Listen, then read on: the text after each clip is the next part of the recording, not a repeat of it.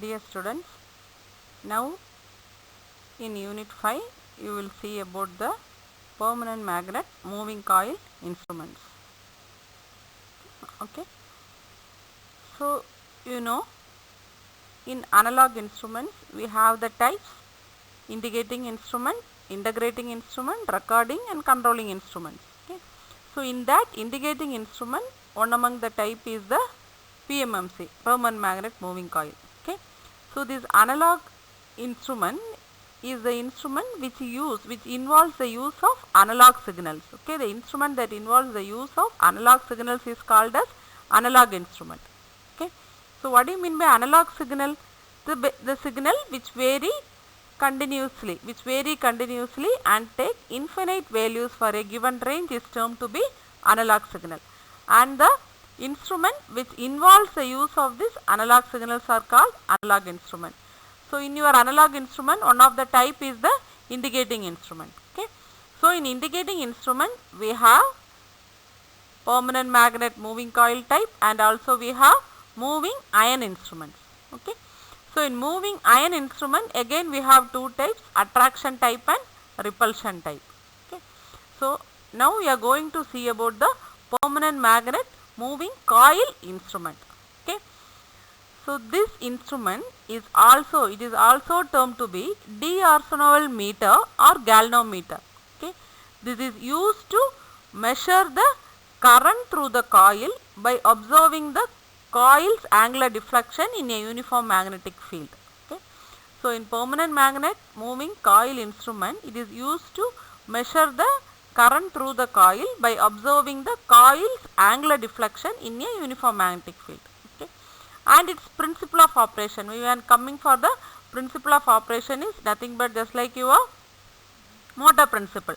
When a current carrying conductor is placed in a magnetic field, it experiences a force.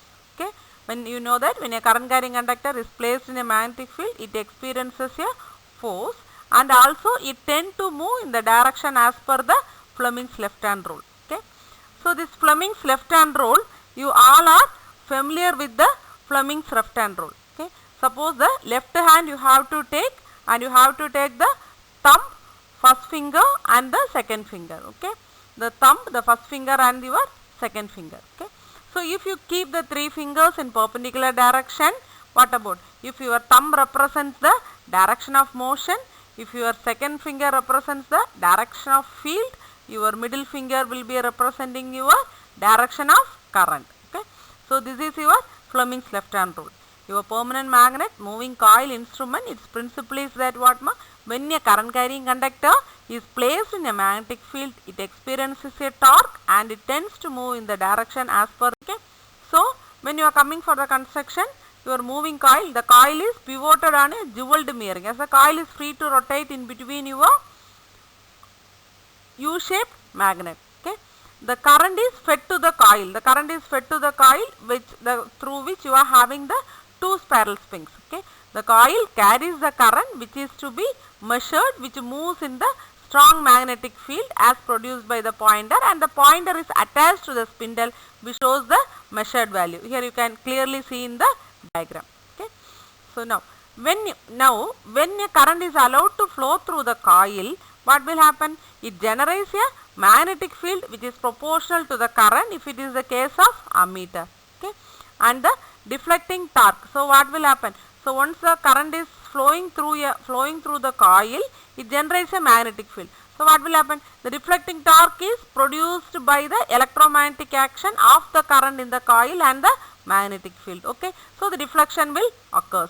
So once the deflection occurs, what will happen? The coil will start to move. When the coil is moving, along with the coil you have the pointer arrangement which will also move. So how much is the amount of current? Depending on the intensity of the current, your pointer will be moving and it can be noted with your scale arrangement. Okay, and for controlling torque, so here you should have the controlling torque. It is provided by the two phosphorus bronze helical springs. Springs are arranged for providing the controlling torque. Okay, and also For damping, you have the eddy current setup in a aluminum coil which prevents oscillation in the coil. Once the pointer is moving in your scale arrangement, it have to be fixed at a particular point. There should not be oscillations. There should not be vibration in the scale. So in order to avoid that damping is provided by the eddy current damping. Okay. This controlling torque is provided by the springs. Okay. So once after the current supply has been removed, again the pointer have to come to the zero position. This is provided. This is the controlling torque. This is provided by the springs which is present in it. Okay. So this is about your construction and the working. So when coming for torque equation, now you have to derive the torque equation for permanent magnet moving coil instrument. Okay. So the deflecting torque is produced in the current is proportional to the deflecting torque is given by TD. TD is the deflecting torque. It depends on the number of turns in the coil. Am I right? TD depends on the number of turns in the coil, the magnetic flux density in the air gap, the length of the moving coil, and also the width of the moving coil. Okay. The length of the moving coil, and the width of the moving coil, and the electric current. And you know, so directly you can write TD is equal to NBL into NBL into D into I. Okay.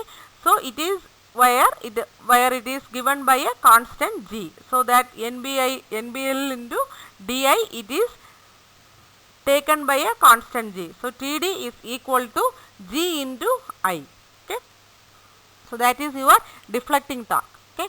Then your controlling torque. Your controlling torque, here you are having a spring constant. Okay. So the controlling torque is provided by the control springs. Okay. So when your controlling torque is what? Controlling torque is given by directly, it is given by K is a spring constant into theta, where theta is your deflection. Theta is given by the deflection. Okay. Theta is a deflection. So now TC is equal to K into theta. Under steady state condition, both these torques are equal to controlling torque is equal to deflecting torque. So you can replace the equation by Gi is equal to K into theta. So you can write the current which is flowing I is equal to K by G into theta. Okay. So what is K? K is the spring constant, and G already we have taken as a constant. Okay. NBIL into D. Okay. So this is about your torque equation. Okay. Now what are the possible errors which can occur in a permanent magnet moving coil instrument? Okay. So these errors, so first you are having the permanent magnets. So this may occur because of the permanent magnets. Okay. Magnetic effect, the errors may occur. Okay. Second is aging. Here in order to produce the controlling torque, you are having the springs. Okay. So due to aging of the springs, error may occur. Okay. Third is the change in resistance of the moving coil with respect to temperature. Your surrounding temperature also affect your moving coil instrument. So these are the possible errors which can occur in your permanent magnet moving coil instruments. Okay. So advantage what? This consumes only less power. Okay. The power is less and it is having great accuracy. Moreover, it is having uniform divided scale. Okay. Uniform scale. The PMMC has a high torque to weight ratio. Okay. It can modified as a ammeter or voltmeter by connecting the suitable resistance. Okay.